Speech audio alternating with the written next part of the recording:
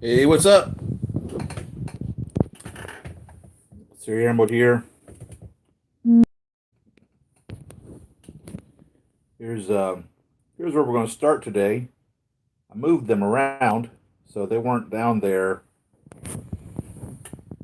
Well, last weekend I did, as I decided to clean all the Avengers that we had gone through and redisplay that shelf.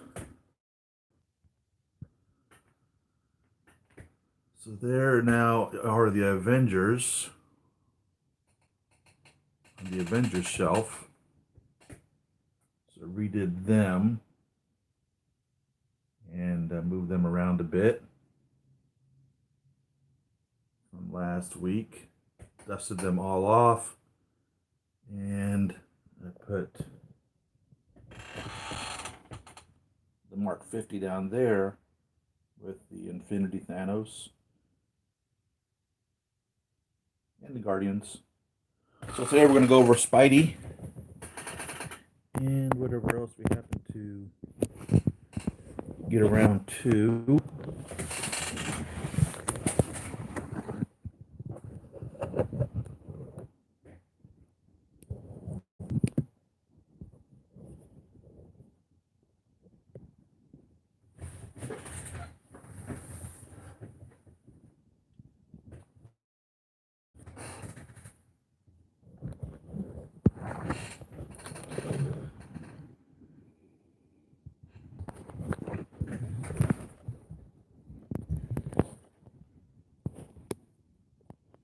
This camera has a wider lens on it, so you can get more of the table. So we'll go with that.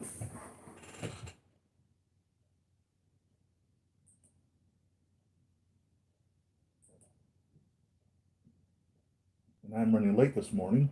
Thank you guys for sticking with me.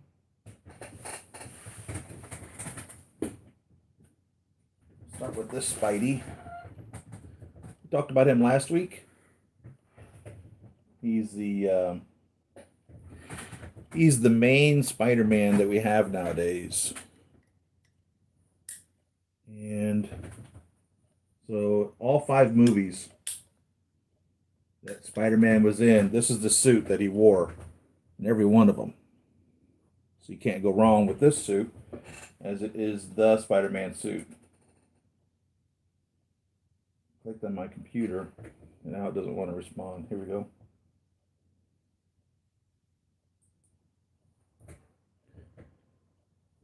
So we first seen him in Captain America Civil War. He was initially offered from the Spider-Man Homecoming movie. It's the same suit as Civil War Spidey was or is. And so then he was in Infinity War in this suit. And then he was put into the Iron Spider suit as he continued on into space. And then Far From Home, which happened before Infinity War. We see him with the Mark 47 and the homecoming suit, or the homemade suit. And then in game. And then, of course, or Far From Home, we have Spider Monkey and the upgraded suit. So they offered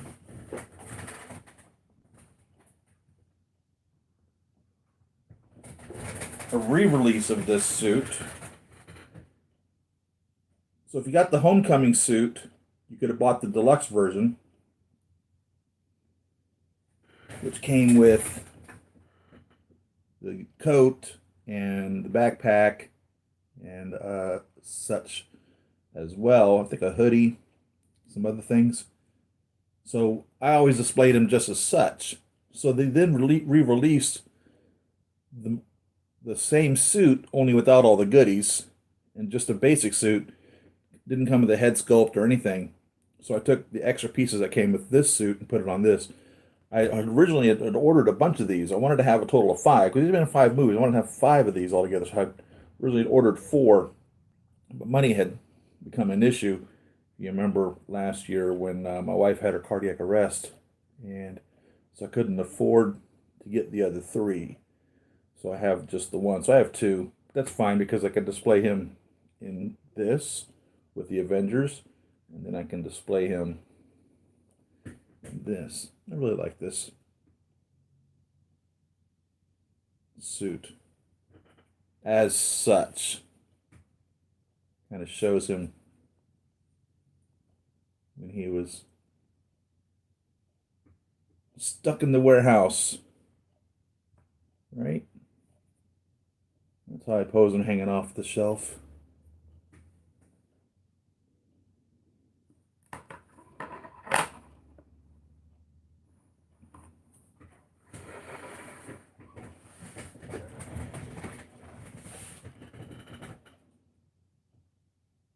I had the homemade suit, and I sold it as well when money was tight.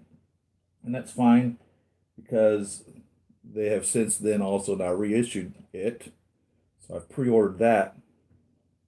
Um, so I'll be having that come. Then there's been several Spideys from the video game series.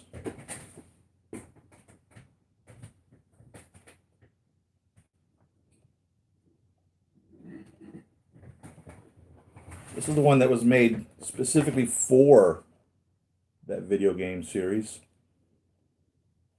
The developers of the video game designed this suit specifically for their video game. And I think they call it an advanced suit Spider-Man. So it's really cool. He's unique. He's not from any of the comics. The comics didn't have this version of Spider-Man at all.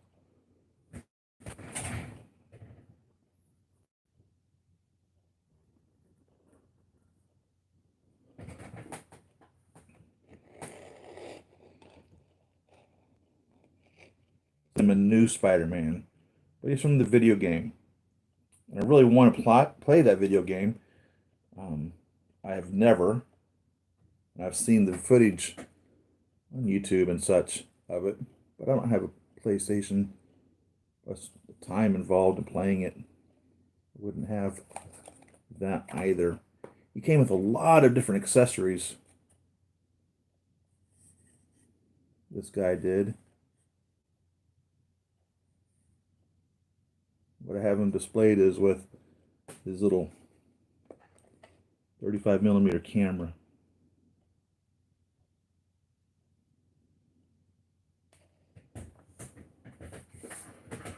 Toy Mafia, how you doing, man? What's up? Ghost Tab, how you doing? Save on Mason. But you got a Grail in my collection, the Red Skull. Yes, you did. You said you added to your villains. That's a great one. I love the Red Skull. That's a great one. Homecoming starting Iron Man. Yeah, that's right. He was the supporting actor in Spider-Man Homecoming. I really hated the advanced PS4 suit. Little by little, I come to love the advanced suit and bought it 2 months ago. Yeah, it's a great suit. It's like I said, it's new, it's unique, and it works. It really works. I would have never thought of a Spider-Man design like that.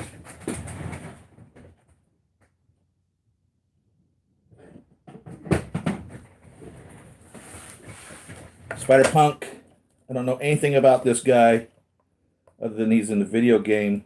It's funny when I seen this, I thought, hey, a Artemus Prime Spider-Man. Now, when they had first announced him as a pre-order, the guitar was a different shape, body of the guitar. If I remember correctly, the neck and the head of the guitar had stayed the same, but the body changed. I think it was a I forget what to call it. Originally, it was like there's a name for that style of guitar. I can't think of it. It's on top of my head right now, but they changed it for whatever reason. I don't know if they felt that it was copyright infringement or somebody complained or why it went that direction, But this is the guitar that we ended up getting with the Spider Punk. And I don't know if he's from the comics. I truthfully do not remember this Spider-Man being from the comics. He may just be a video game. I really don't. I'm sorry. I don't know. Don't know anything about the Spider Punk. But I dig him. And I like his little high top Spider-Man Chuck Taylors. Pretty cool.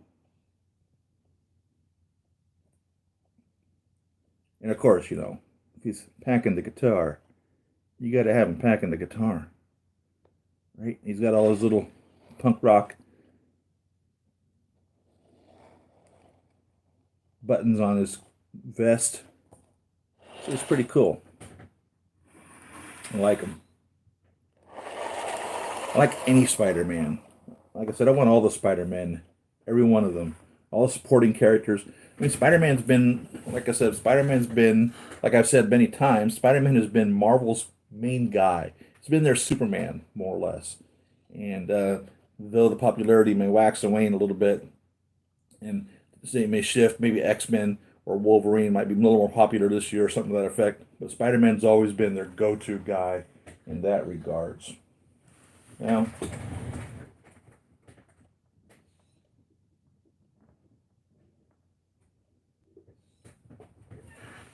this is one of my favorite Spideys from the comics. Ben Reilly, Scarlet Spider. And this version of Scarlet Spider, in the comic, Ben Reilly Spider-Man. No question about who it's supposed to be, though. And it's Scarlet Spider from the video game series.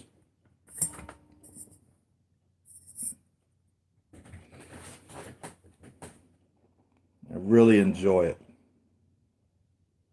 Really enjoy it. Really dig it. I bought two of these because I intended to make one look a little more like the comic version of him. And truthfully, the only thing you would have to do to make him look a little more comic-y would be just to fray this shoulder piece here. It wasn't hemmed in the comics. It was ripped off. He ripped the shoulders off of the hooded sweatshirt. And he also didn't have toe feet in the comic version either. He didn't have a split toe for his feet. I really have no way of fixing that. But I was thinking I could possibly change the hooded sweatshirt around. It's not necessary, though. I mean, you know who he is. I know who he is. But I have the second one. Tried to sell them. Nobody wanted to buy them. Which makes zero sense to me.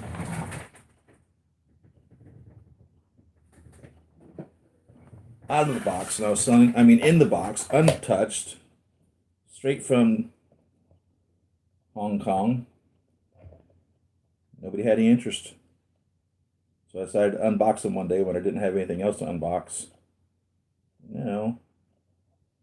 I have the two as I had initially planned. This is how he stands or is posed. Put his little hoodie up over his head. I have him in a 3-position pose of sorts. Scarlet Spider.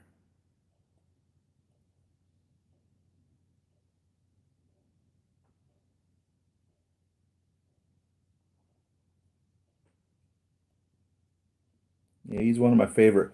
What I liked the most about him in the comics was when Peter Parker became Spider-Man, he created a suit, created web shooters, he created a spotlight, and all sorts of spider tracers and such. And then he quit recreating anything. He just became so busy or whatever, he didn't make anything.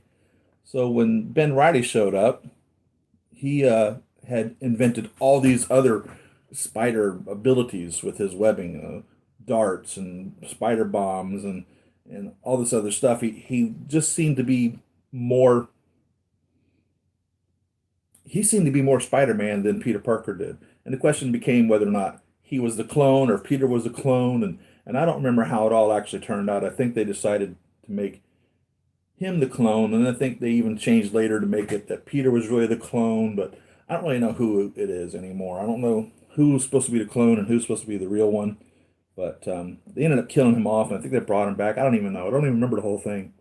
But he just was a fresh approach or a new approach or I think a continuation of what I felt Peter Parker would have been doing if he was, he would have been continually upgrading the suit, continually making new advances to the web shooters and all that. And that's where Ben Reilly came in. He brought all that.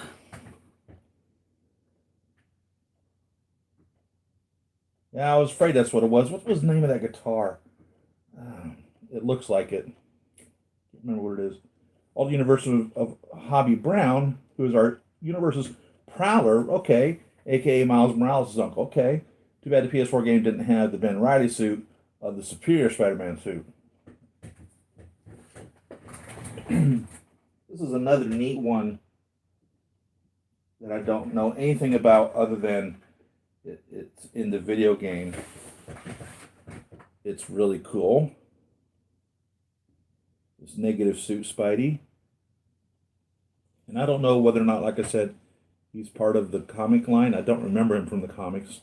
That don't mean anything. I didn't read every single Spider-Man comic that was ever made. But he is from the video game series.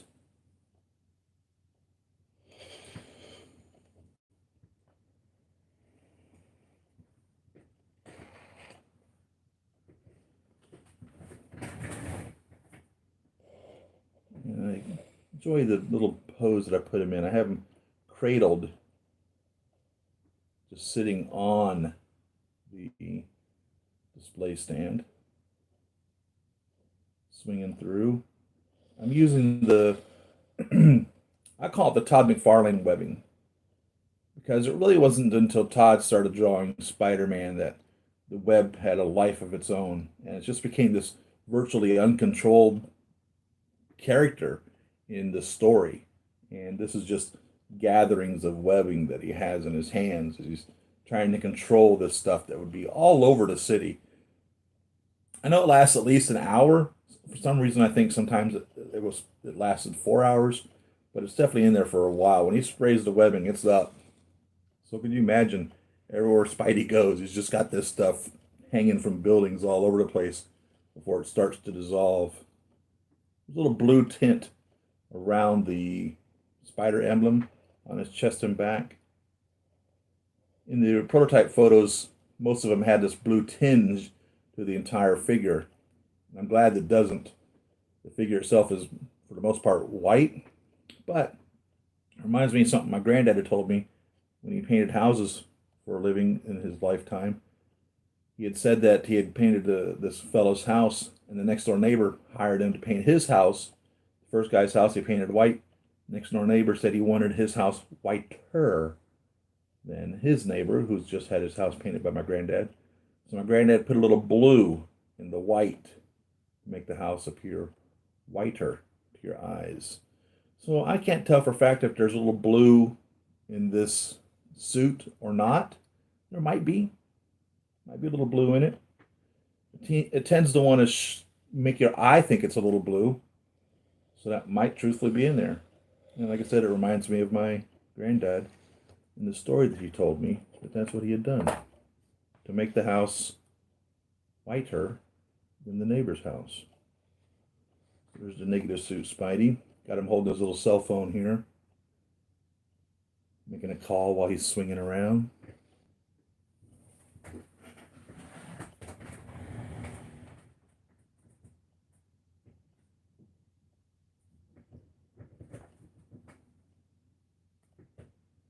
Here's the MCU Iron Spider.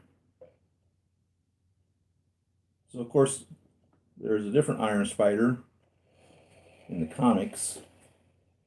And this is Peter Parker from the MCU Spidey. I wanted to have a couple of these also. I wanted to be able to pose one without Iron Spider legs, coming out of his back. I have him supported in the figure stand, and the spider legs just barely touching the floor there to give the appearance that the spider legs are what are holding him up.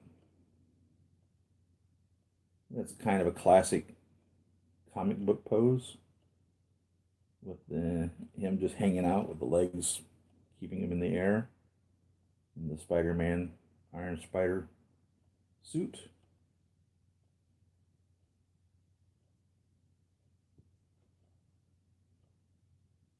This head's a little different. It's a big magnet that holds that on. It's not really interchangeable with the others. If I remember correctly, the head lights up. I don't keep batteries in any of these figures because the batteries tend to explode. And that's not what something you would want to happen to your figures, I'll tell you that much.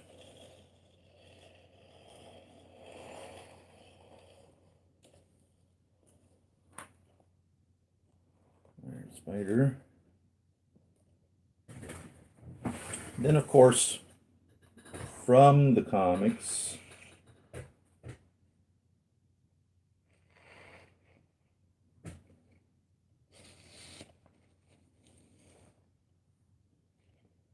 there was an Iron Spider, and at the time, Hot Toys had not made him. The company Re-Edit Sentinel made one, and this is the Iron Spider from the comics, more or less. And so I gobbled him up. He's 1/6 scale. He's a reimagined version of the Iron Spider from the comics. So it looks very, very, very much like it. They put this kind of this interesting lankiness to Peter Parker, or their characters when they make them. I think the company is called Sentinel, and it's kind of like their spin on how a character looks. So he's very much the Iron Spider from the comics. And I think this is also in the video game series as well. So I ordered that Hot Toys version of it because I didn't much care for the lankiness on this. I thought they could have done a better job with it, but it's their way of doing it. So I have this one, and then of course when the Hot Toys one comes out, I'll have that one as well. It's fine by me because he's still 1/6 scale.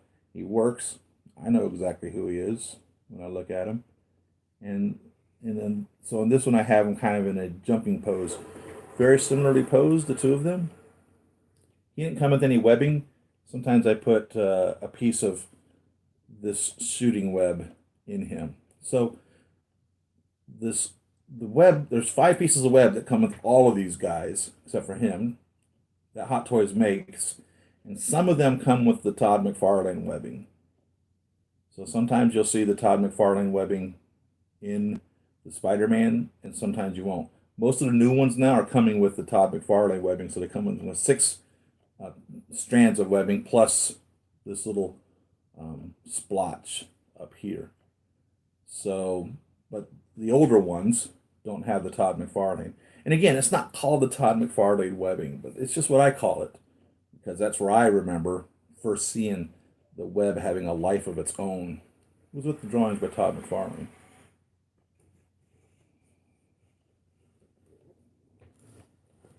Todd McFarlane, a very talented artist, makes some great merchandise. Spawn was one of his creations. Quite well with Spawn, I believe. So I decided I was going to try to build a Peter B. Parker, and I might still. So I bought all the little accessories for that. I got it's actually a G.I. Joe jacket, little sweatpants, low top Converse All-Star, Chuck Taylor, the workbook boot. Bought a Nathan head sculpt because he kind of looks like Peter B. Parker. Not really, but it worked for me. And then I bought this kid Spidey here. He's from, can't even tell who made this originally. Just gonna put the glasses on and figure this out.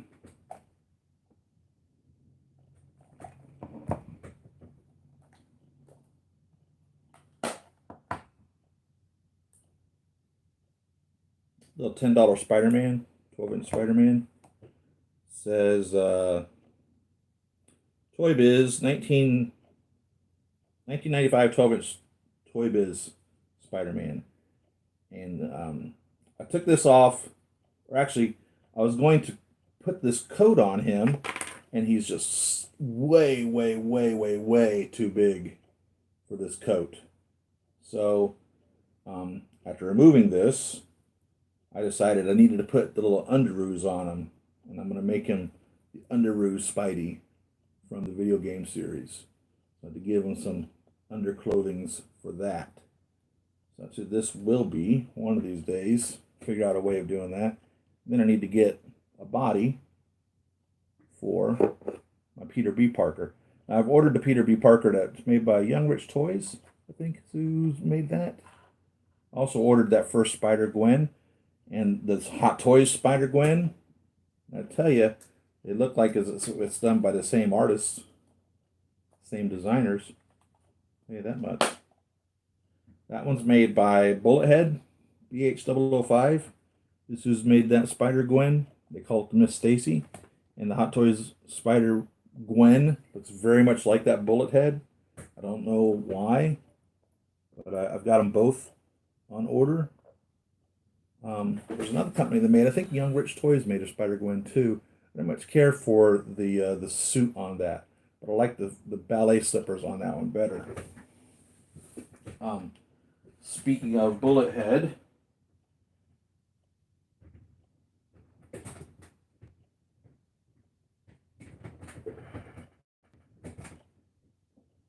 one of my all-time favorite Spider-Men.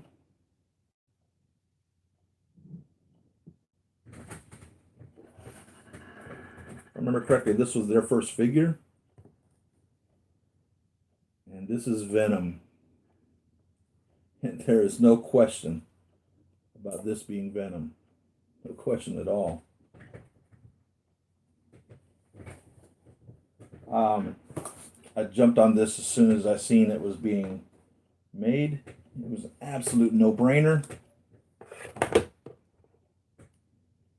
And I am extremely pleased with it. I did not buy the Venom figure from the movie, although I have no problem with that and would love to have him in my collection. Again, money became an issue, and I could not see getting hit. Didn't have the money to get it, so I had to trace it down later. Just like the new female Venom that's being made by War Story, I think. I want to get that too. Just don't have the money to pre-order it at this time. You know, I made sure to have the money to get the Spider-Gwen. That I definitely want to have. And I really want the Ann Welling Spider Venom. And just, I don't have the pre-order for it. So I may have to end up having to chase that down later. But this figure is awesome. I had some small complaints about him when he first arrived. And like I said, it was their first, if I remember correctly, it's their first figure that they made. So that comes with its own associated problems as well. But let's get the camera on his face.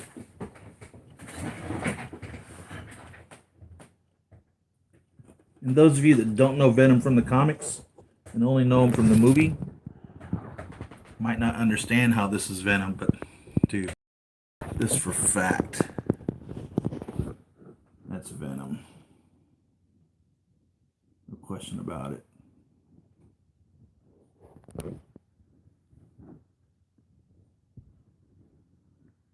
I think they did a great job with that head sculpt.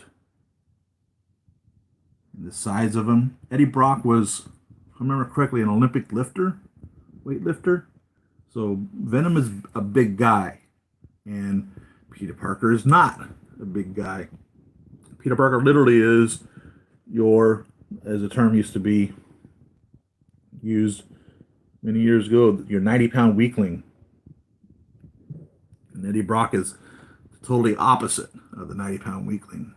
Extremely huge, muscular guy. So he's not 8 feet tall, but he's definitely would be bigger than Peter Parker.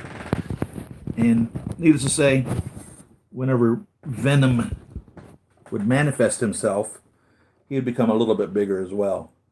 So I think they did a good job with him. And I've got him kind of floating here. His toes aren't touching his diorama base here. This, I think, is the claw that came with the Sentinel Spider-Man, if I remember correctly.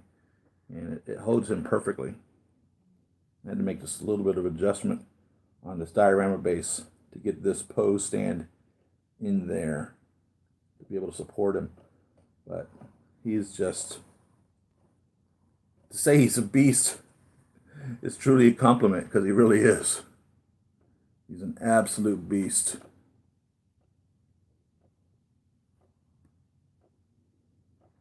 There's no doubt about this being Venom.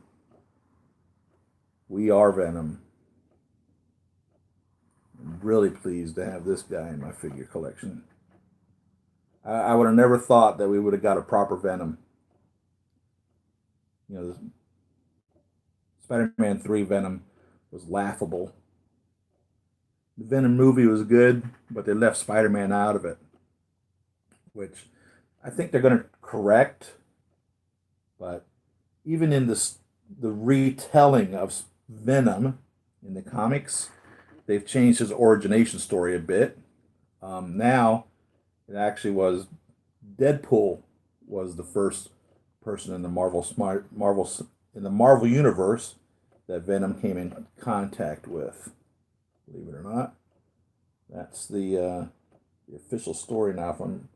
If I'm understanding everything correctly, it wasn't Spider-Man that he first came into contact with, but Deadpool. Which explains a lot. I didn't much care for how in the movie they made Riot the way that they did either. Riot was a spawn of Venom in the comics. Venom had 5 seeds, I think. 6 seeds if you count Carnage, expressed from him. The other 5 from the Life Foundation. So they did a little retelling of Venom. Venom's story has been told many times as well. Just like Spider-Man's story has been told many times, Venom's story has been told many times, many different ways for the origination of Venom. One of them, a lot of them, of the retellings, he came back on a spaceship from John Jameson's, this astronaut, J. Jonah Jameson's son, who is an astronaut, that brought back the Venom symbiote. So many retellings. But originally, he came back from the Secret Wars. That's Peter Parker, Spider-Man, Earth 616 was involved in.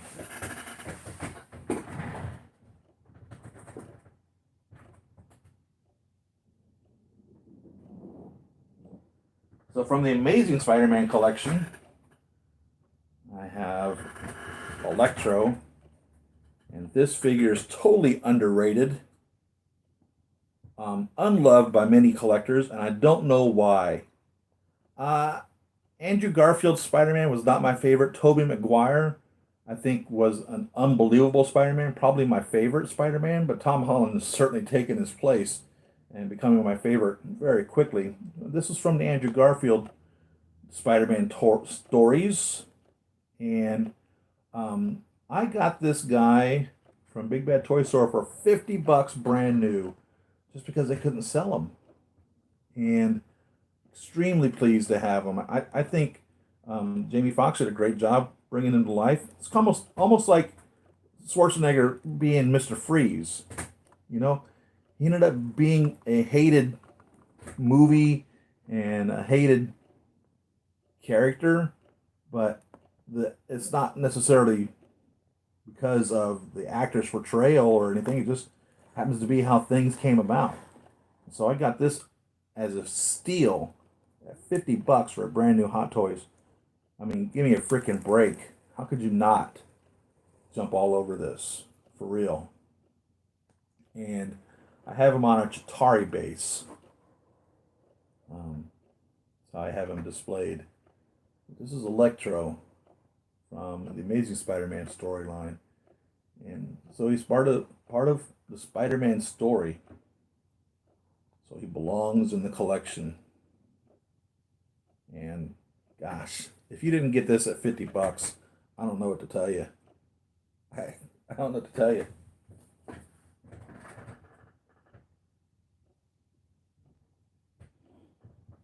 Ned Leeds. So Ned has been one of Spidey's good friends. Kinda. In the movies they've really made him his best friend. I don't remember him being his best friend in the comics. Spider-Man didn't really have a best friend. Spider-Man dated Betty Bryant, who worked at the newspaper for J. Jonah Jameson. I think she was a secretary. And um, Spider-Man had a love interest with Betty to some degree. And Ned ended up marrying her, so she became Betty Leeds. And so we see that kind of in the comics, in the movies now. And so this is not a Hot Toys. I forget who it was that made this. But this is Ned from the movie.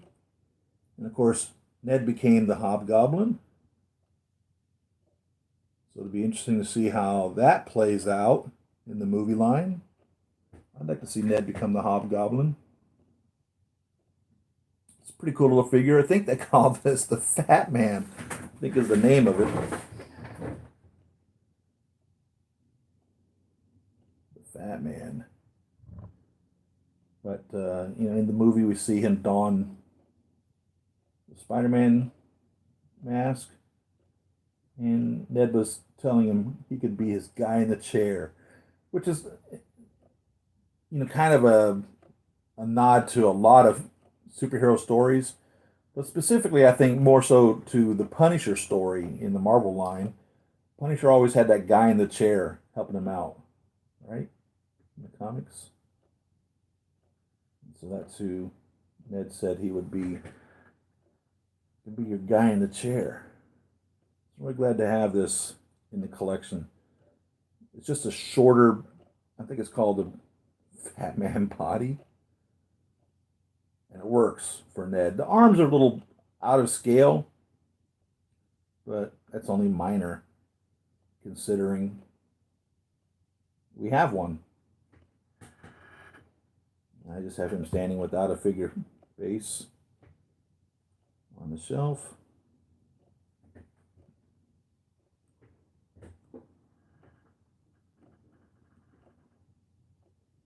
Two more from the Spider-Man shelf.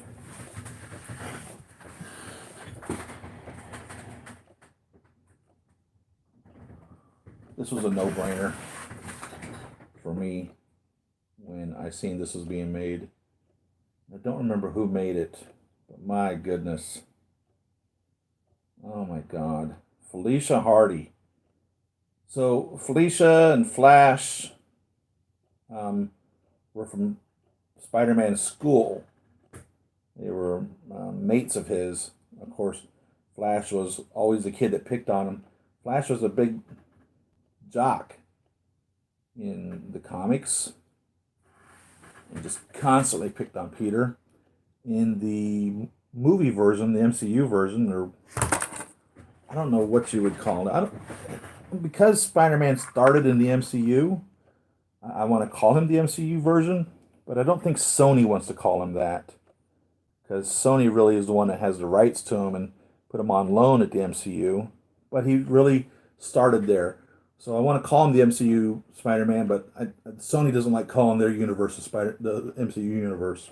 So I don't know where that line is drawn or is blurred, But Felicia hasn't made an appearance yet in the movies of Spider-Man. This is really, really, really, really, really a really good interpretation of how she was from the comics. Her dad was a cat burglar. I think he was called the Silver Fox. I don't remember. And so Felicia was the rich kid in school, and she became the cat burglar, stepping in line of her, following in the footsteps of her father. And so this is a nod, in my opinion, to the comics. And Felicia always had a thing for Spider-Man. It was funny, the Black Cat had an affair with, had a love interest with Spider-Man, not knowing that Spider-Man was Peter Parker at the beginning. I think she found out, or somehow later on discovered his secret identity after, I believe, he was already with Mary Jane. But it was always interesting to see Black Cat and Spider-Man together.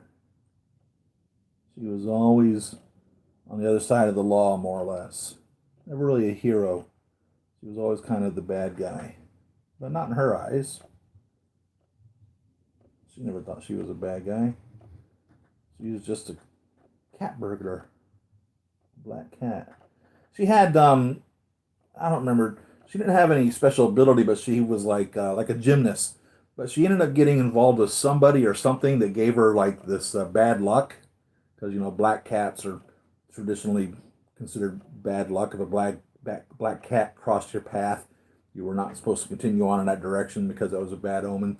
So she ended up getting like this bad luck ability or something. I don't remember how that panned out. And it kind of became a superpower of hers. It didn't work out to her advantage, believe it or not. The last of my Spider-Man was I decided I needed a Mary Jane, a real Mary Jane, a real MJ. Not too pleased with Michelle being Mary Jane.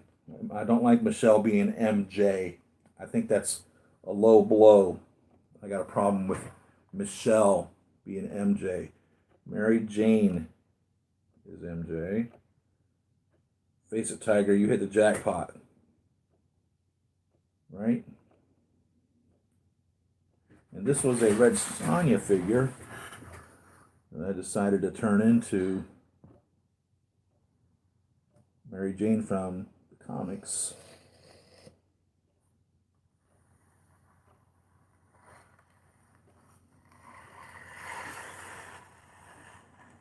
So that's Mary Jane.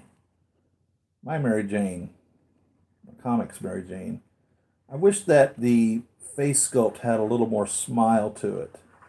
A little more, I don't know, mischievous appearance to it. A more pleasant look. It turned out well, though. So this was a Red Sonja from Feisen, this who this was originally. I have her barefoot. We see Mary Jane a lot barefoot in the comics. You know, getting married. Peter and Mary Jane did. MJ in the comics. That was a big comic blowout when that happened.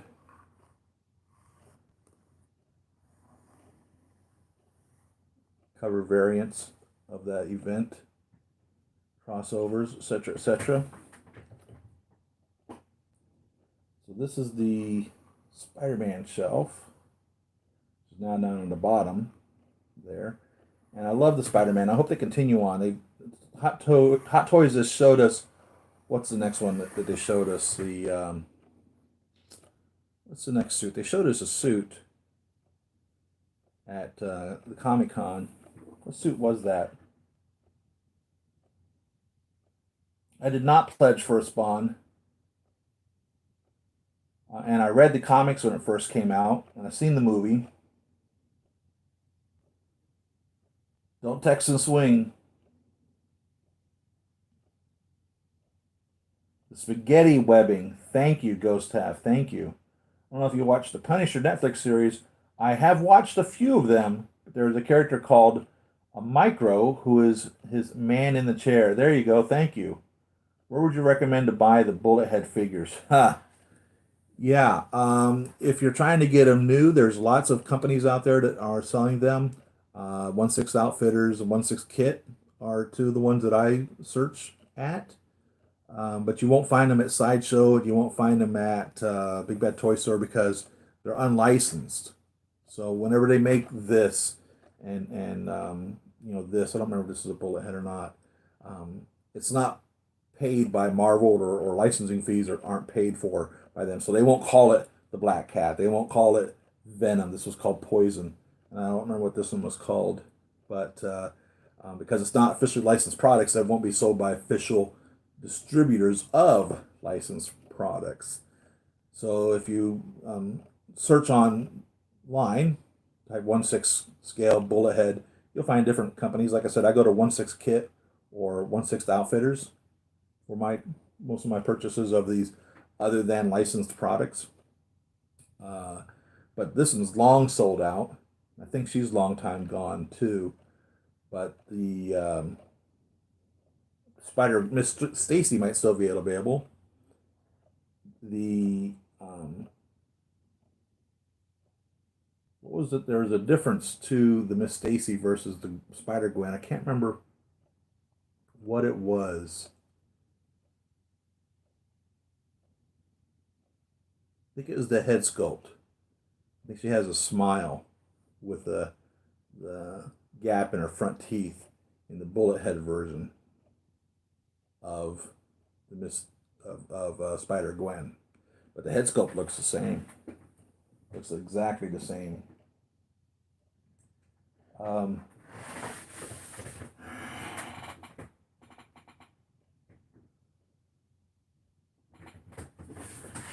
See if I can't get these guys back on the shelf. See, I dusted all of these off and put them on the shelf. I had them over on that shelf, and I had Venom behind me, so I had no place to put him. He was too tall for the black shelves. And I moved everyone over here thinking there'd be plenty of room, and I instantly just filled this shelf totally up, putting all these Spider-Man over here. It's amazing how quickly the shelf space just goes bye-bye. I would love to see the Black Cat. I would love to see the Sinister Six. I would love for them to continue on. I really enjoyed Doc Ock in the Tobey Maguire Spider-Man stories. They never really made a Lizard. Lizard, if I remember correctly, Lizard was one of his first villains. Him and Vulture were one of his first villains. Hot Toys, of course, teased us with a Vulture, and we'll never make one. I hate to tell you this. There's a manufacturer out there called Jazz Inc., Juiced As Inc., has shown us that he's planning on making a Vulture and has started making that. And I bought the Land Speeder, and I've been kind of nervous about getting the Vulture. I think he's selling the Vulture for, I don't remember how much. I'm afraid to say.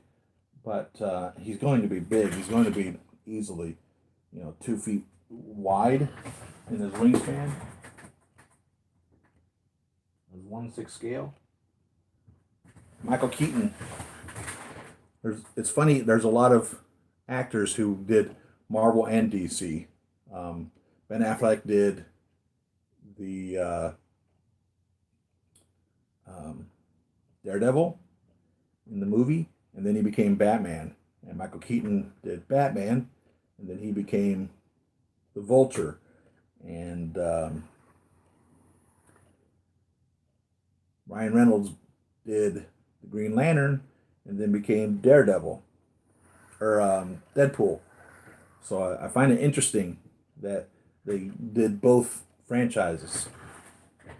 So you have a Ryan Reynolds Green Lantern and a Ryan Reynolds Deadpool, Ben Affleck Daredevil, and a Ben Affleck Batman, and a Michael Keaton Batman, and a Michael Keaton Vulture. Love it. And then, of course, we have the cross of Josh Brolin, who did Thanos and Cable.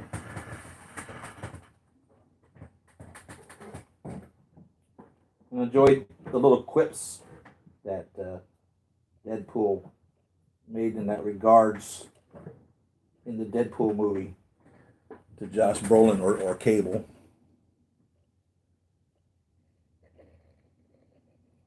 That was pretty funny. I love how they have him breaking the fourth wall. It'd be interesting to see how Disney does Deadpool. I think some of Deadpool's biggest success in the movies was the fact that he was R-rated. I think to not do him R-rated is an injustice to Deadpool. I really do. I think he's continually being made the way that Fox envisioned and created him. I hope that Disney continues that.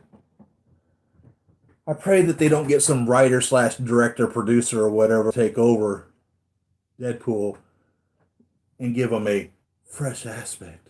Somebody who's never seen Deadpool, doesn't even know who Deadpool is to write about Deadpool. I mean, that doesn't work. That doesn't work one bit. You know, the writers and directors of the Star Wars saga had no idea what Star Wars even was. And here they are finishing up the 9-movie trilogy with no love or knowledge of it. I mean, that's stupid. That's ridiculous. That'd be the death of Deadpool. The death of Deadpool.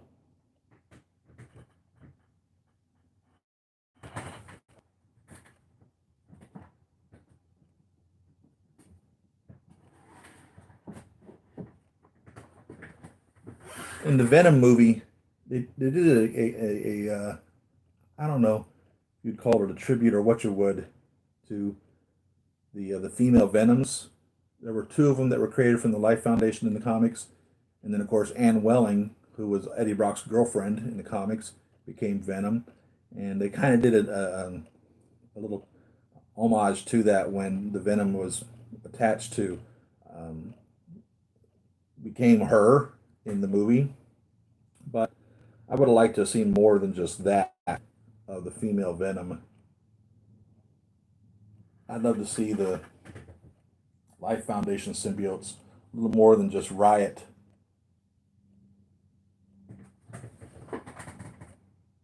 It started off, I think it was a group of soldiers was the story in regards to that. They were hoping that they could control the symbiotes. And of course, you're not controlling a Venom symbiote. Remember, there's an entire planet of Venoms, more or less.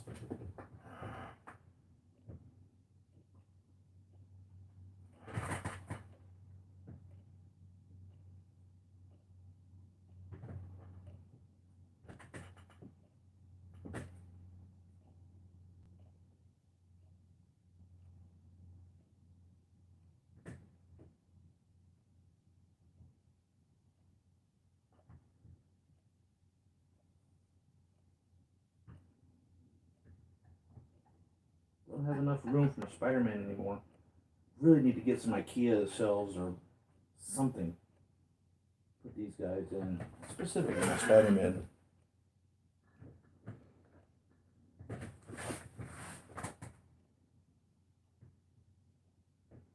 Josh Brolin did Jonah Hex too. I didn't know that.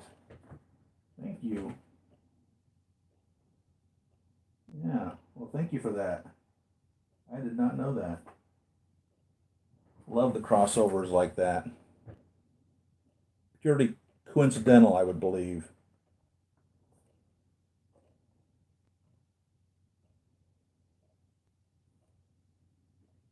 Yeah, it's funny.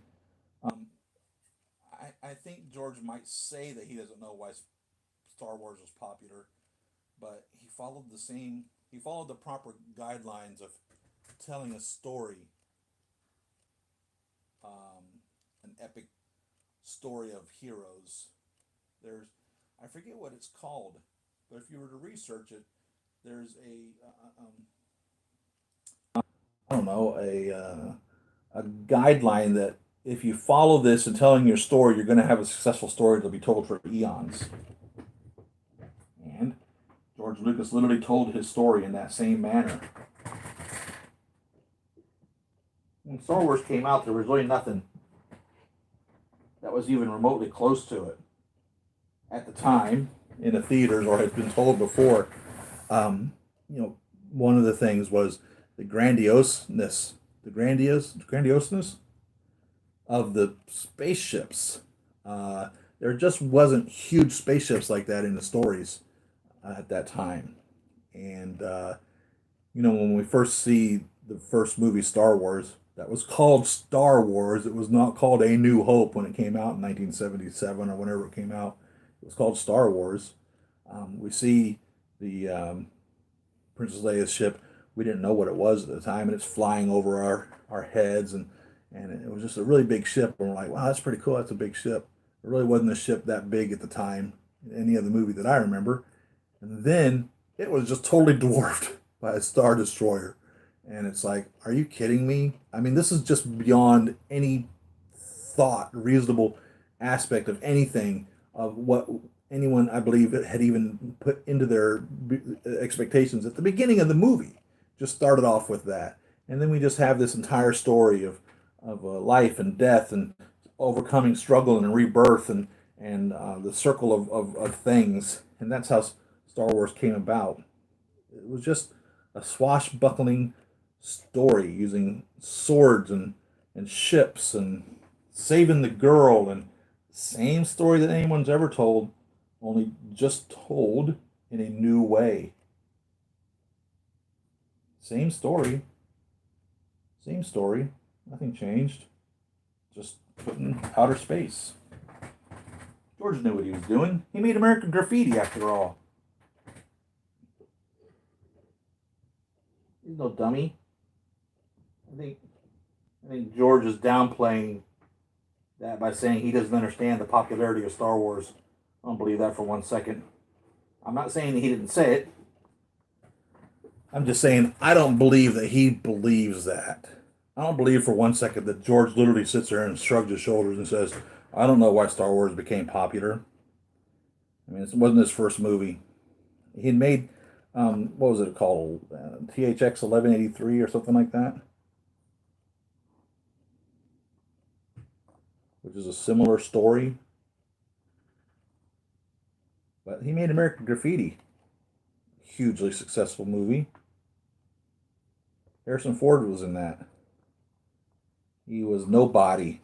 That's what he went by. And he said, nobody's car is faster than such and such a vehicle. What's your name? Nobody. The one that drove around that pickup truck.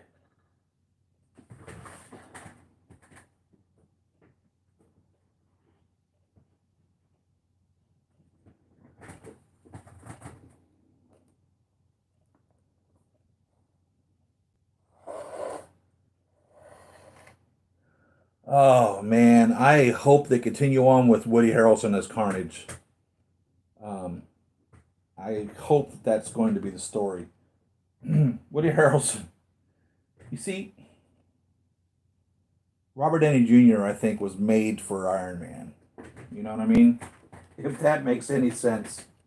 If you know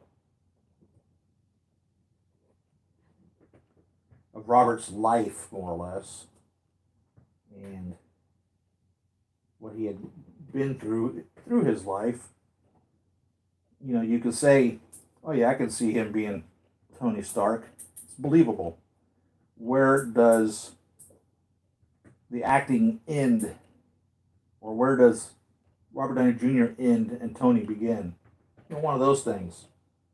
I could truthfully see getting that same feeling or opinion out of Woody Harrelson playing Carnage. Where does Woody end and Cletus Cassidy? Is that his name? That line, I think, would be blurred. I think it would be a great pairing with that. I hope that continues on. I really hope they do Carnage right. There's a lot of things that have to come up before Carnage can really be told. We've got to get Spider-Man into the Venom. Eddie's already told us that he's worked at the Bugle. Yeah, I'm talking about in the new movie Venom. J. Jonah Jameson has made an appearance in Far From Home, which is a continuation from the Tobey Maguire Spider-Man, the same actor, tying all that together. I would love to see a multiverse with Tobey and Andrew Garfield and Tom Holland all in the same movie. I would love that. Oh my God, that would be the absolute shit. That would be the best thing that you could possibly do. You could get all those people together. Andrew Garfield, Tobey Maguire, and Tom Holland, put them in a movie, each one of them reprising their role of Spider-Man. Holy smokes. Oh my God.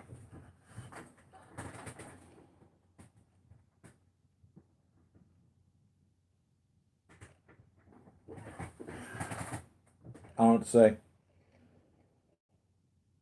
That would be perfect. That would be perfect.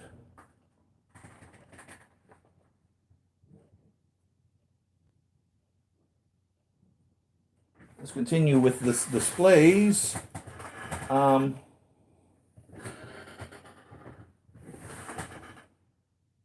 let's do the Ant-Man.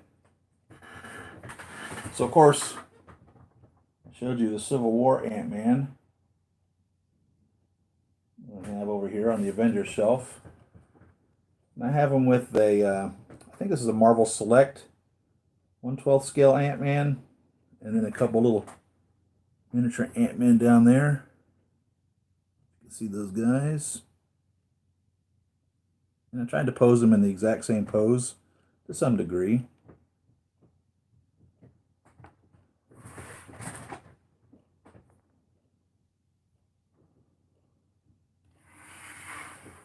So he stays up on the Avengers shelf. And then we do the same thing with Ant-Man from Ant-Man. Got a little Hyundai Veloster. Bought two of these. Limited edition. Made by, I forget who made this. The car from the movie. It's not necessarily the scale that it was in the movie. It works.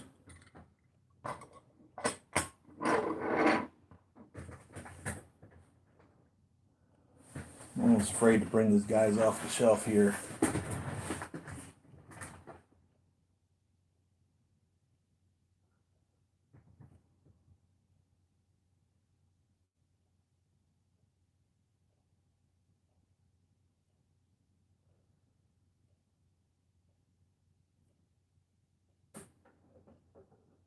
So when I pose these guys, I take just a little bit of Elmer's glue and put on the bottom of it. Elmer's glue it easily just comes right off.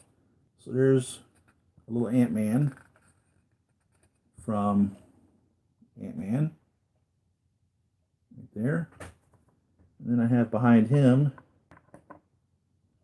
this little Ant-Man. And normally I just dab a little Elmer's glue to keep him in place. So he just sits right there. And I have behind him, I don't remember who made this. It's not a very screen accurate 1/12 scale Ant-Man, but it works. Close enough. I think I bought this off Sean Long for like $5 or something. Don't remember. Bought him loose. Just as you see him. I have him standing behind these guys on the shelf.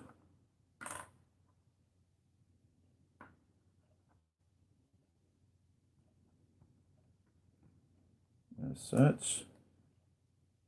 And then behind him, because Ant-Man is multi-scalable, you can buy him in multiple scales, and it still would be a 1/6 scale collection, right? Next one.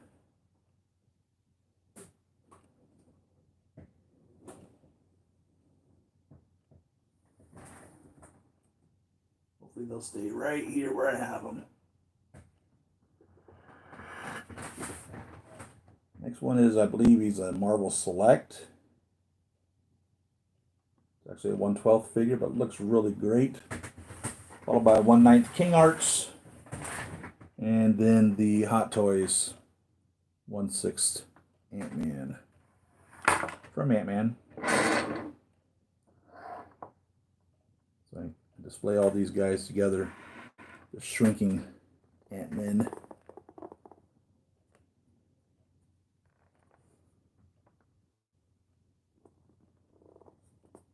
Paul Rudd. What a great casting that was. Paul Rudd is a comedian.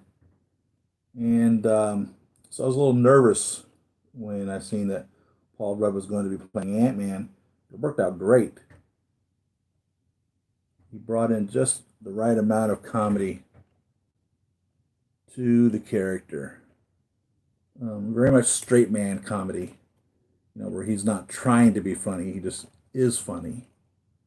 And actually, he's working really hard to be funny. That's what straight man comedy is.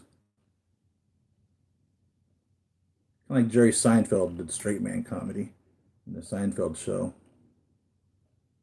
Abbott and Costello. Laurel and Hardy. One guy is the straight man and one guy is the comedic actor. Paul Rudd does very much straight man comedy as Ant-Man, and really as his comedic characters continue on in his movies.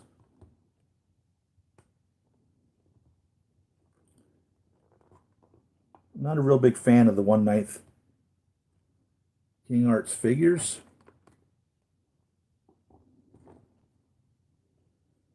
But they're pretty accurate, so it works in regards to looking like the character from the movie, which is important in this telling of the Ant-Man shrinking down. And so when I display them, these guys are in front of these guys.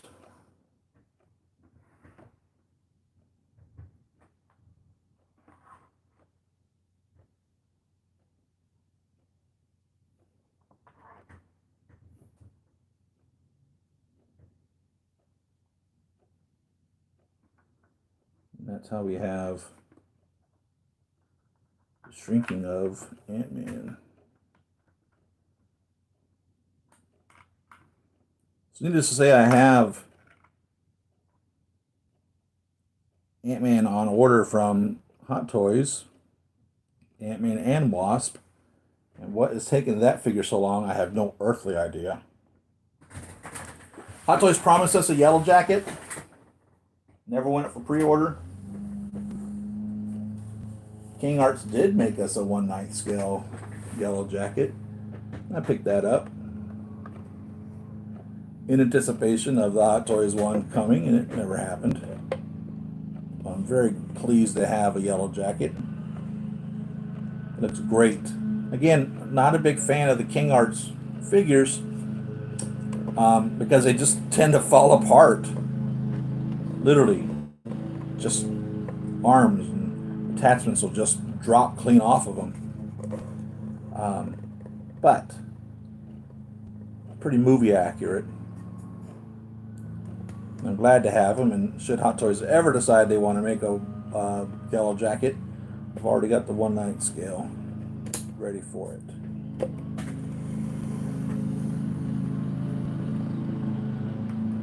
Then with Ant-Man and Wasp, I have two figures that I've bought, or, well, more than two, I guess. I think this is Anthony, right? And this is not very screen accurate. It works. It's not necessarily a 1/6 scale, but could be, right? Because didn't he make the ants larger as well? This ant's supposed to be ant size. That's how small they're supposed to be, right? you know, the accuracy of this Ant-Man and Wasp are debatable. Not very screen accurate. Very toy-ish.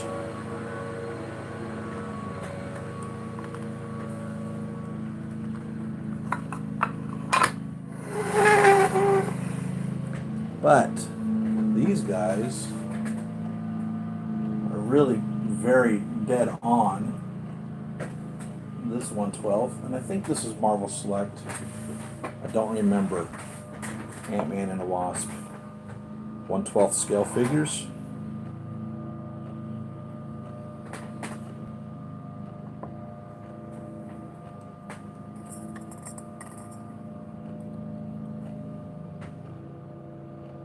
Looks very screen accurate to me. I think it's going to look great with the Hot Toys version. Whenever that comes out, I think they were supposed to be released like in January. And now it's May and still nothing. So this is the Ant-Man. And I have him posed standing in front of the Wasp. I have her with her hand on his shoulder. I'll move her close to the camera here in a second. I just pose him just like this, as such. And this is the Wasp, and I think they did a really, really, really good job with this. Again, I think this was a Marvel Select Wasp, but don't remember. It really gets me excited for the Hot Toys version. And I think this is pretty screen accurate, considering you're dealing with the 1/12 scale figure. And that's what's nice about 1/6 scale collecting, is you can really get that accuracy in there that you really can't with a 1/12 scale. A lot of detail is lost in the minutia of the recreation of it. Whereas a 1/6 you can really maintain a lot of that detail. As you can see, Holly, right? What was her name? Holly? Inside of that? It's really cool. So there's the Ant-Man shelf.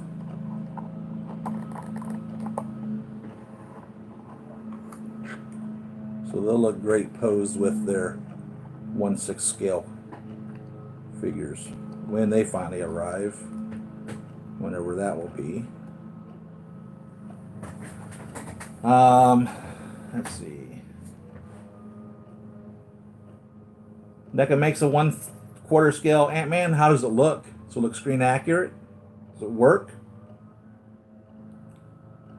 Thank you very much complimenting me on the setup of them. Appreciate that. Thanks. Orange slices, right? The flavor as that happens. I have not got my jackhammer arm. I ordered it many years ago when it was placed in order. Just haven't been notified that it's coming yet. You heard Chadwick Boseman is leaving Black Panther? Oh, God, I hope not. He really did a good job bringing him to life. How much was Hulkbuster jackhammer arm? $250, I think. I think the Hulkbuster. I think when I bought the Hulkbuster, it was $850, and then they continually changed the price, but I didn't have to pay anything extra over than the $850 that I originally ordered it from.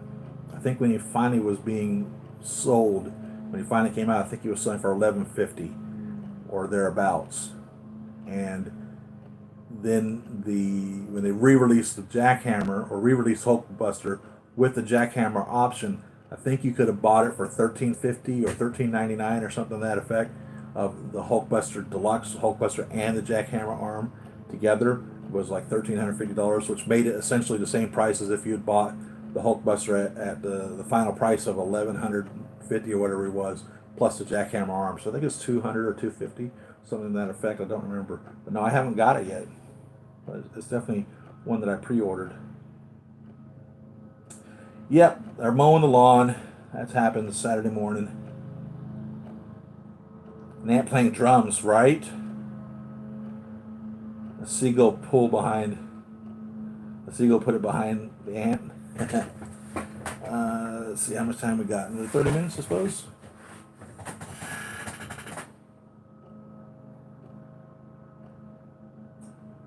Don't know what to talk about. Guess we can show you my Ragnarok collection. I had Hela. Loved Hela. I sold her to pay for bills. I will have to chase her down again. But this Thor Ragnarok is awesome. You can display the helmet in either way.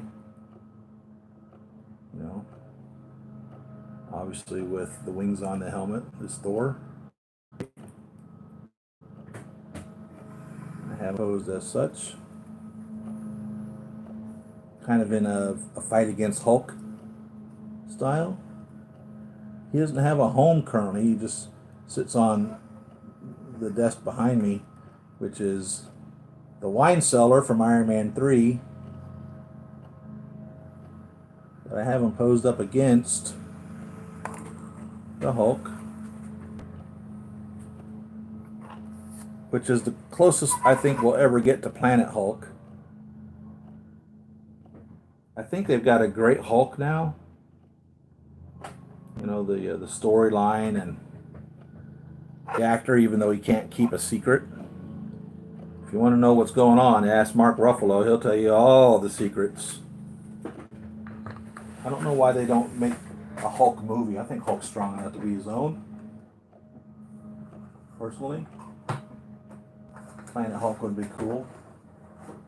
They did a good job explaining where Hulk went after Captain America Civil War. Was it a Civil War that he disappeared on?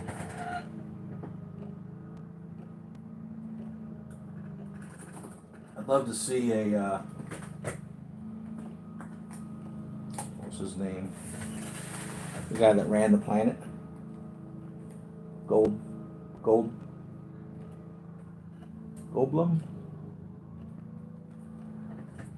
Here's our Planet Hulk.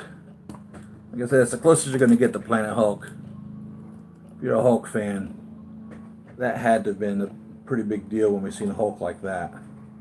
I have to move these Ant-Men around so I can get Hulk up here for you. Back on the shelf.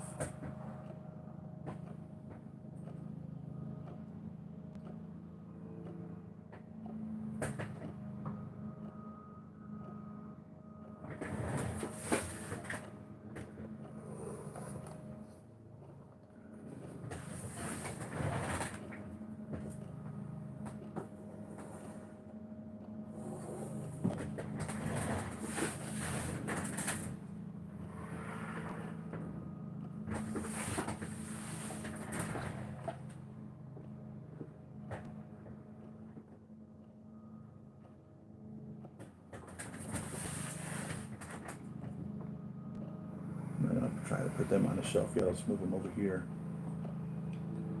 So we have some room for Hulk.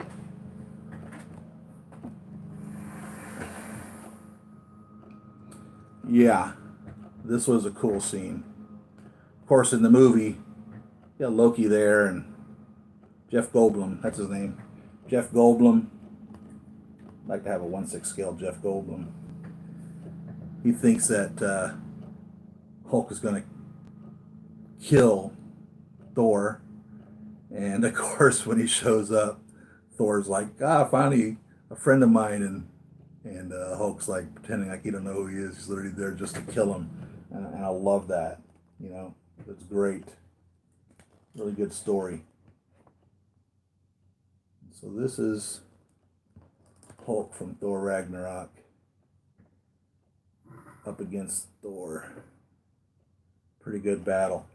I like how password to fly the Avengers jet was strongest Avenger or something to that effect, and it was Hulk. Thor thought he was the strongest Avenger.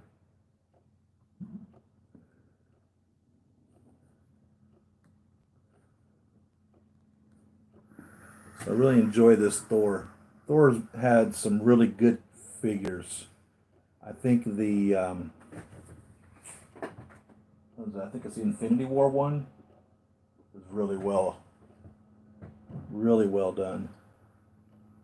He's one of those you need multiples of, because you can display him with the eye patch, without the eye patch, with the bare arms, with the shielded arms. But this is the Ragnarok Thor.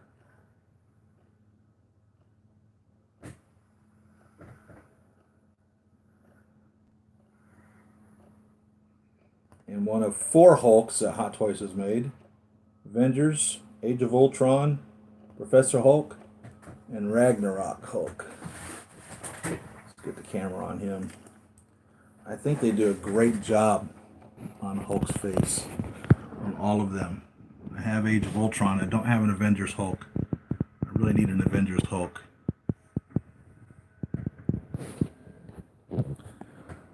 But Hulk is badass.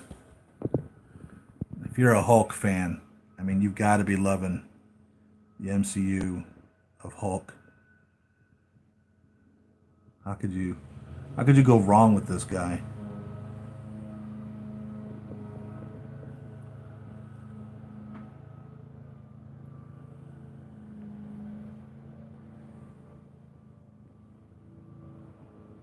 So I need all the Hulk in my collection. I've got Professor Hulk on order. I showed you Bruce Banner and my Crazy Toys Avengers Hulk last week. I have Age of Ultron characters in the other room. Probably need to do them next week.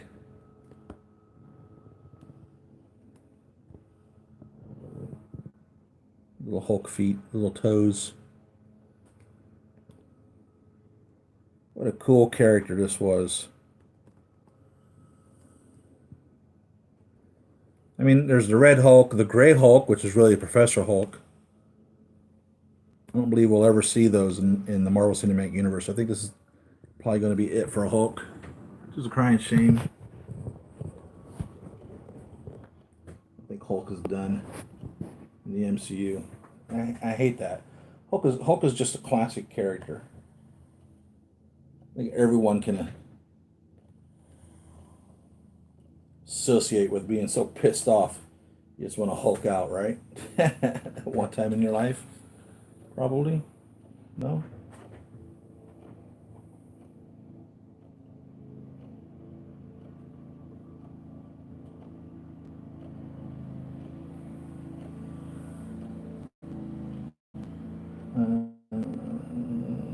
Only Rylebot is doing a rare Rune God figure. Anybody that gets that reference is going crazy like me. One of my favorite robot designs ever. Iron Man with the Gauntlet. You talking about the Mark 85? Oh yeah. Battle damage Tony head sculpt. The head sculpt looks stunning. Yeah, I've seen that.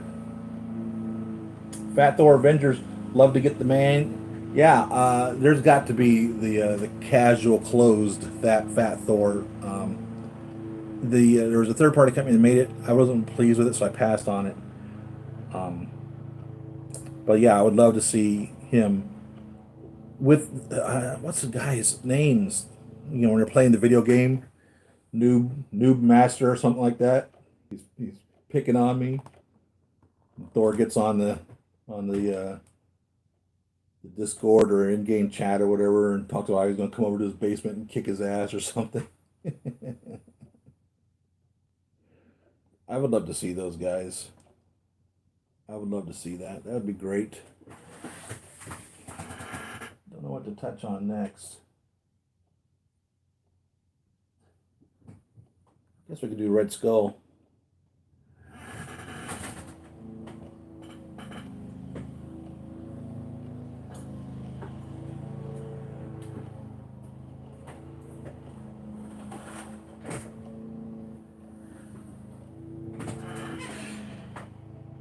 Need big displays for Hulk. For fact. He will have a place one of these days.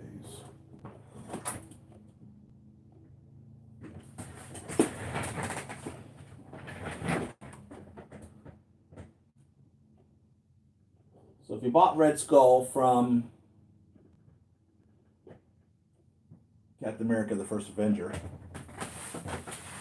it came with the ability to put him in multiple outfits. And he comes with this coat. And you can pose him without the coat, and underneath is his gray Red Skull outfit. And he's wearing that here. It's under there. But you can pose him without this coat and have him wearing just the gray outfit, right? So I was planning on just being a different body and displaying him one in the coat and then with the Hugo Weaving,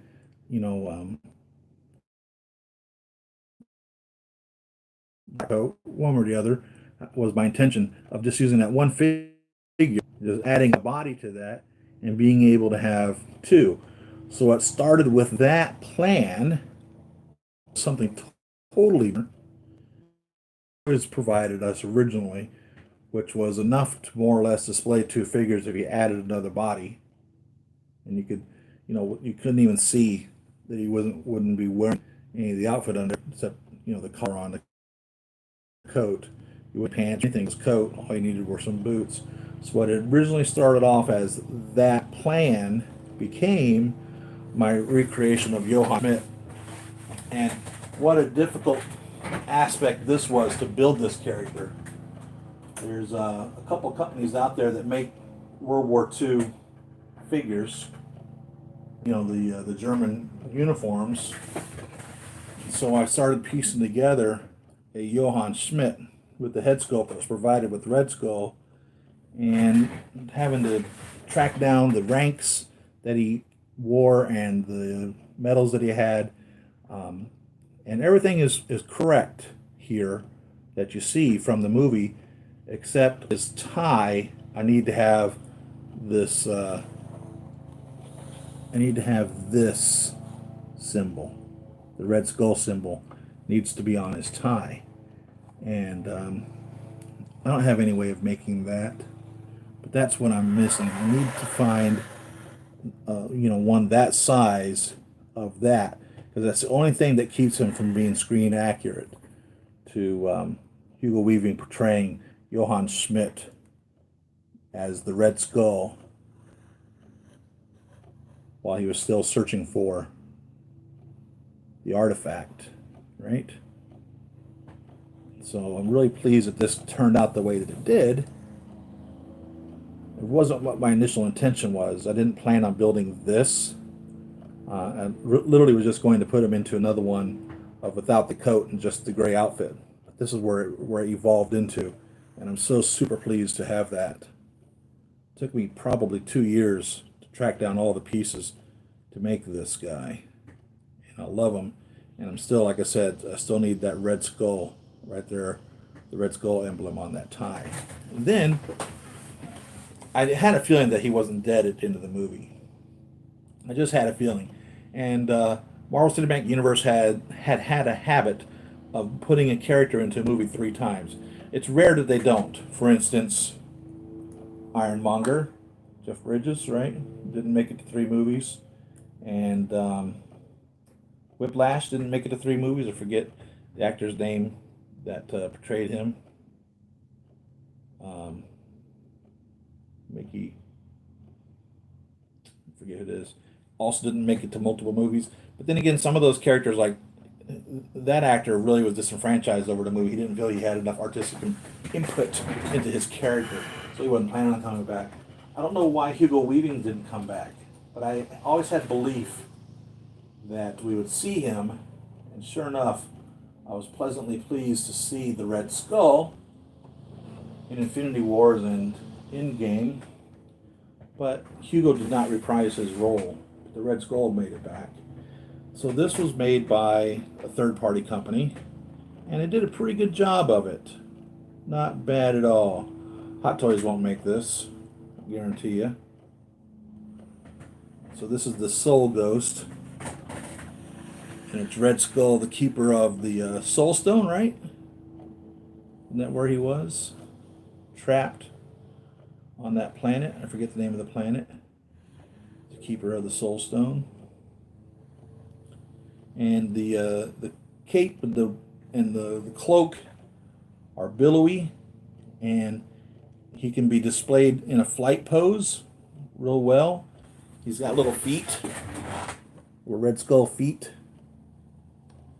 You can see down here. I have him flat because this figure stand won't put him into a flying pose, but there's enough cloak here that you could easily pose him into a flying pose because he kind of was hovering, right? In Infinity War. Let me see him hovering.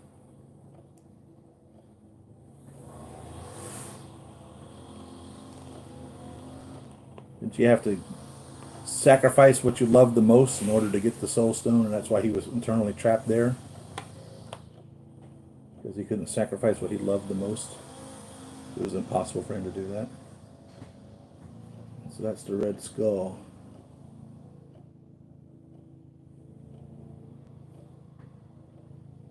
I forget who it was that makes this or made this. I think it's still purchasable.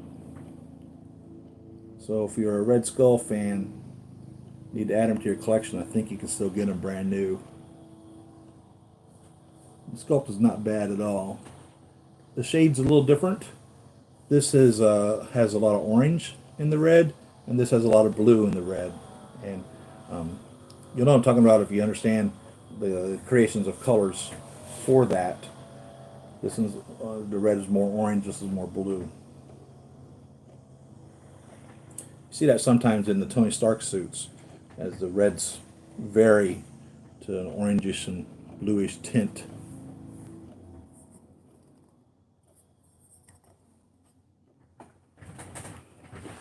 I also have posed with this, with these guys.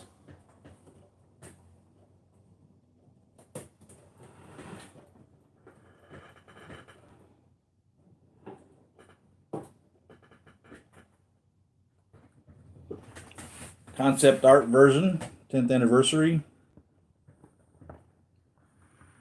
Captain America. Got him holding both his shields. Came with 2 shields.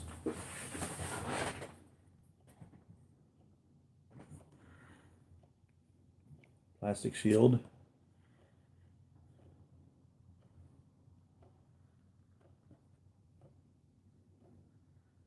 Very cool little figure. Captain America has been one of those that retroactively has become one that I feel that I need to have every iteration of him from the movies. Definitely.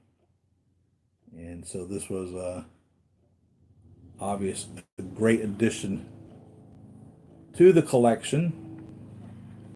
Although he's not a screen scene, it was just a concept art that Ryan Meanderding, I think is the name of the creator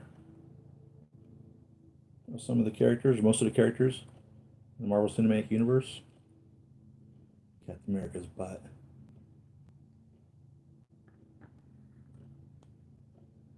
I pose them on the same shelf as these guys. The color scheme works, and you know, they're both super soldier programs, more or less. Red Skull was.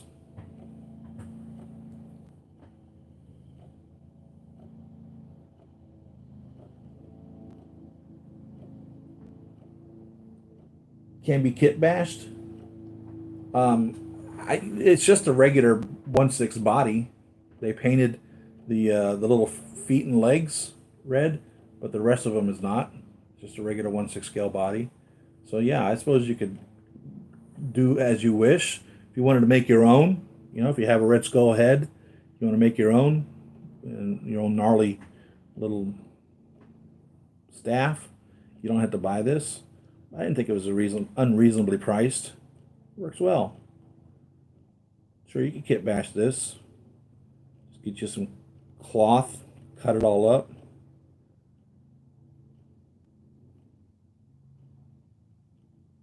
But I appreciate this one. I'm glad I have it.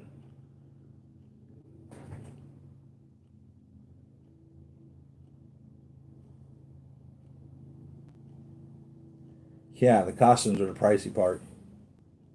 Head sculpt and the body type the suit. It's the suit that's where all the money goes. And that's what this was. This is the Hot Toys head sculpt.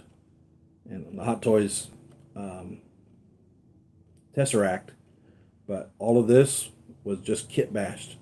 I don't know how many different German soldiers I had to buy. Three, maybe four different ones in order to get all the pieces that were required to put them together to do this.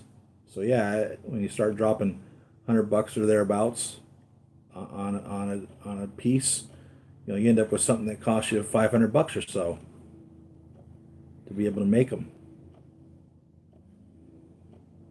a piece at a time, right? So I have all these German soldiers that are just in a box. No need for them whatsoever. I won't be putting any German soldiers together. That's a fact.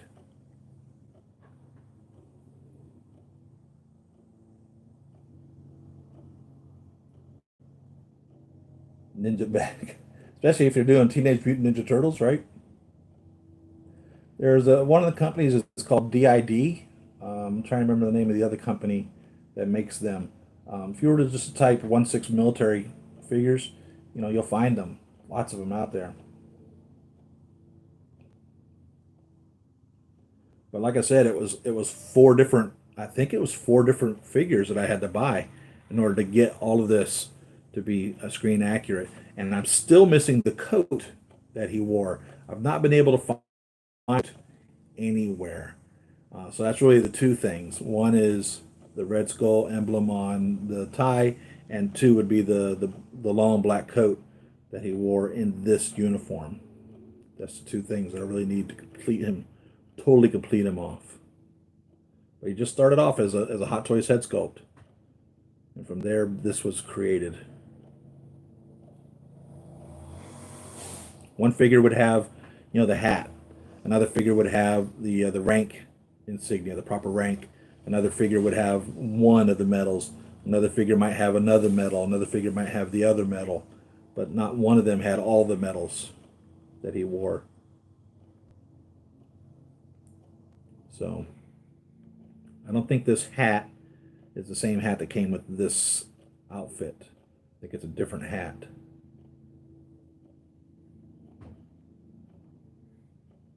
But yeah, that's Kit Bash right there. That's definitely a Kit Bash character. I think the gun's from a different figure than the outfit too. I don't remember the holster.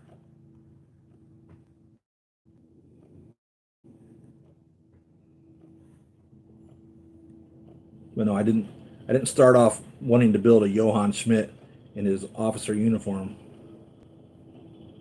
Even he resented being a military officer. He was in it for himself. He was going after the artifact, right? The Tesseract. That's what he was seeking. But he's a bad guy. What an ultimate bad guy outfit, right?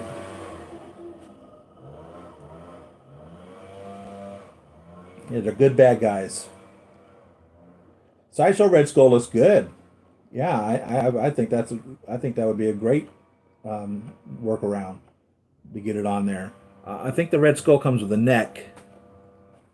I don't remember how the Sideshow comes with.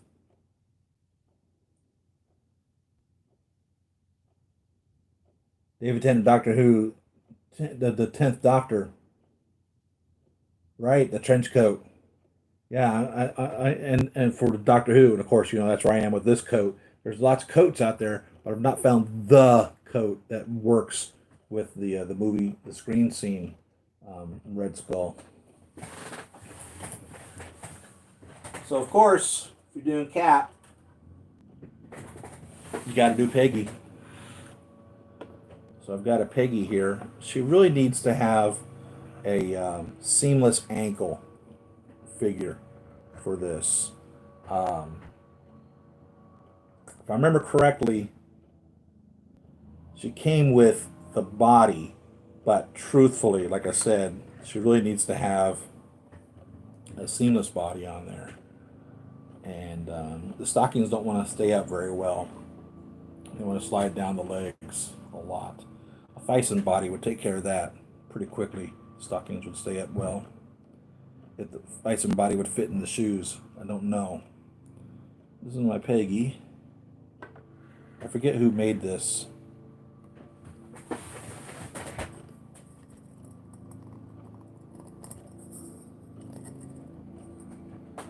Got a lot of the army outfits. Captain America's on order too to go with this. Not heard anything from the distributors as to when they're coming out. This is pretty cool, Peggy. It looks like her. I know who it's supposed to be. I don't think you have any question about who it is either. Sculpted versus rooted hair.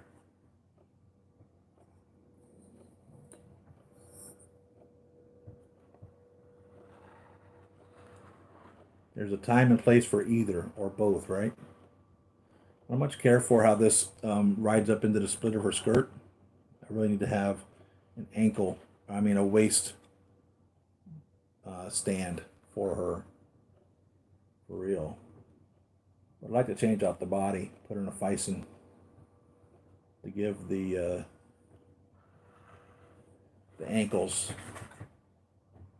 a proper appearance instead of having that grandma look about them. I don't much care for that. She should be attractive and sexy, not frumpy and disheveled.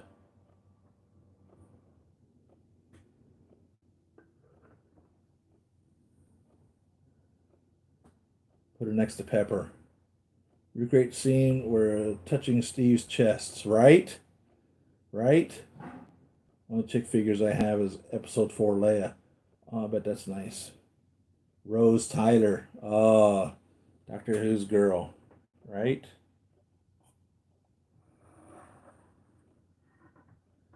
So all of these guys are on the same shelf.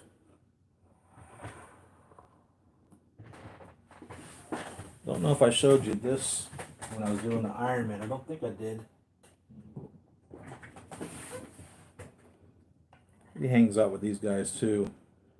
It's the Avengers uniform from New York, the Battle of New York, that Tony goes back in time wearing, that we see in Endgame. This was made by a third-party company. I don't remember who. They did a pretty good job. I don't like the color of the hair. It's the only thing I think is off. But the sculpt is not bad. The head sculptor did a pretty good job of it. Just don't like the color of that. And the suit is a different color than Maria Hill's suit, just darker blue. And I think it's supposed to be the same suit. I don't remember. So I don't know how screen accurate this color suit is. If it's supposed to be the exact same suit that Maria Hill's wearing or not, I don't know. What are your opinions on that? But this is time traveling Tony, and like I said, I don't remember who it was, the third party company that made it, but it works. It works really good. I have them on the Iron Man 2. I think Iron Man 2. Iron Man 3. No. Iron Man 2 figure stand. It says Tony Stark on it right there.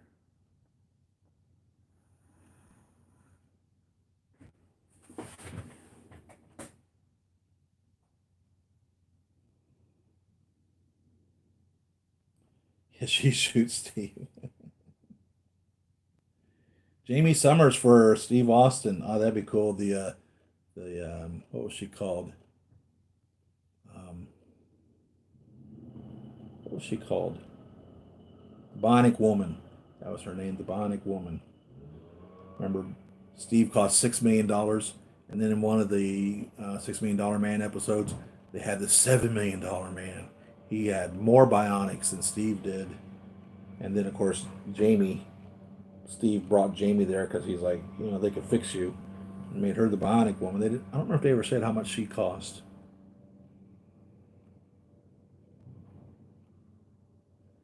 Lucy Lawless from Ash versus Evil Dead. I didn't know Lucy was in that. I didn't much care for the Happy figure, if that's what you're talking about.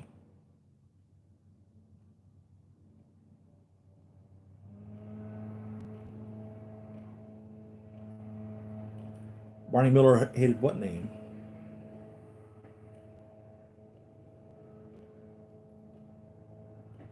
Barney Hiller. I don't know what I'm talking about. That's topics past me. One thing I was looking at the other day, and I pulled them off the shelf. I don't want to get into them today, but I'll just tell you that I got them here. You might see them over here on the side of the camera.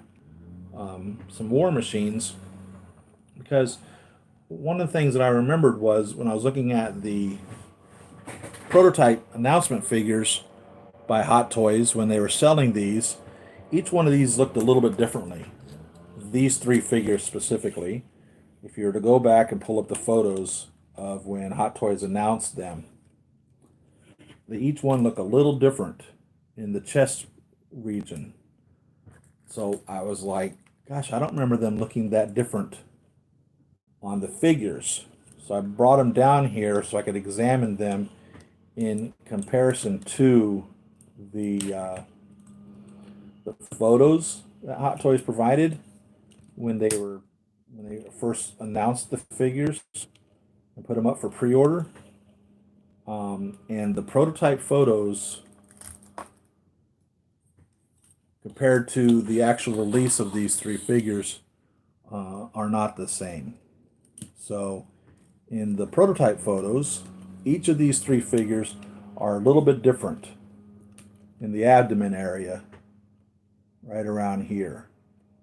Each of these are a little different. They're not identical. However, when they actually made it to production, these three guys, except for the star in the chest of the Iron Patriot, are identical. Just different paint schemes. And then this figure with the star in the chest is identical to the Mark 22 Hot Rod. But the photos of these three from when they were up for pre-order are different. They're not identical figures. There's just a little bit difference in the chest area, the abdomen area on them. But once they went to production, they ended up being identical, just painted differently, except for, again, the chest piece on the Iron Patriot, which is identical to the Mark 22 Hot Rod. So they made 4 versions of this exact same suit. I didn't really want to talk about these guys today. I wanted to do War Machine on a whole another section because I've got multiple War Machines still to go over. But all these are the Mark IIs more or less. So this is the Mark II. Let's see. Make sure I've got them right. This is the Mark II that never made it on screen. That scene didn't make it to print where Tony presents him with this outfit. But that's what this one is.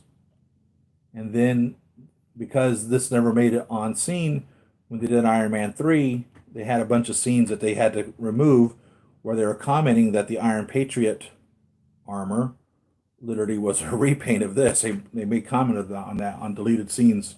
You'll see like Joan Rivers talking about how they just repainted this to look like that. So this was mentioned.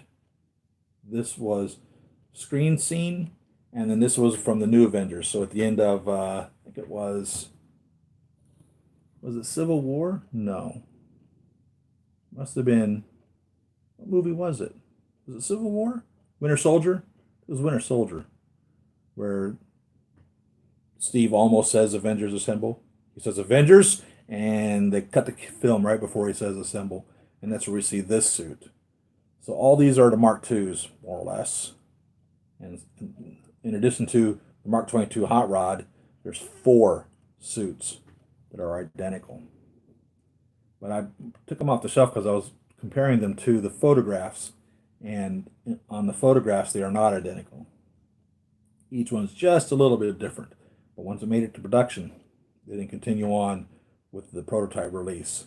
They just put a different paint scheme on the existing molds instead of recasting the molds. It doesn't make any sense because obviously they have a prototype. They have the mold there. They could have cast from it. They just decided not to at the last minute. And then, of course, each of these guys come with their little laser gun.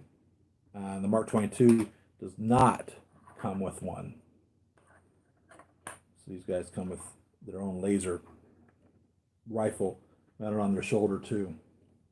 So I think I've kept you guys about 2 hours. It seems to be a good time to shut this off. My wife went back into the hospital on Monday night, acute kidney failure. She's also had dehydration, and she's had a thoracentesis done to remove fluid out of the pleurosacs. They will not let me visit her in the hospital. They're not allowing any visitors into the hospitals during the coronavirus thing, so I've not been able to see her. And so she's more or less in isolation, as everybody is that goes into the hospital now. You're totally cut off from the rest of the world. And if you've ever been in a hospital, you know that that's not a fun place to be, especially if no one can visit you. And so I'm really missing my wife, and I believe she's missing me too.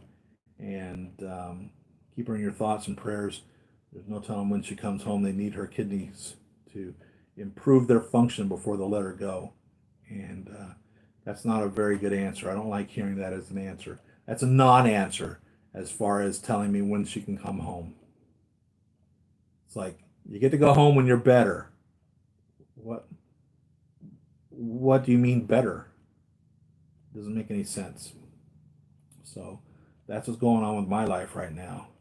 So thanks for stopping by. I have a Patreon if you want to help support the cause because you like what I'm doing. For instance, I was looking at a video that I'd made a few months back, and the entire time that the video has been up, I got $2 off of it. And that seems to be the going rate. So if you guys think that YouTubers are making money off of YouTube, it doesn't work that way. It really doesn't. There's no money to be made on YouTube, per se, unless you're like a PewDiePie or somebody that just has hundreds and hundreds of thousands of views of their videos. But no, we're not making YouTube money. We're just collectors showing you our stuff on YouTube. It's not a coronavirus cough.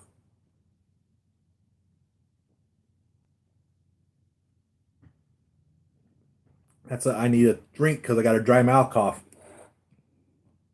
So, thanks for watching, everyone. Share, thumbs up, subscribe, tell about everybody the channel. Like I said, if you want to donate on Patreon, it only takes $1 to let me know that you appreciate what I'm doing. And that's, not much at all. $1 a month is minor, truthfully. But it would be huge to me. Huge, huge, huge. And I made a video about Spider-Gwen. Check it out. And I'll see y'all in the next video. Thank you very much for watching. Happy collecting. Peace.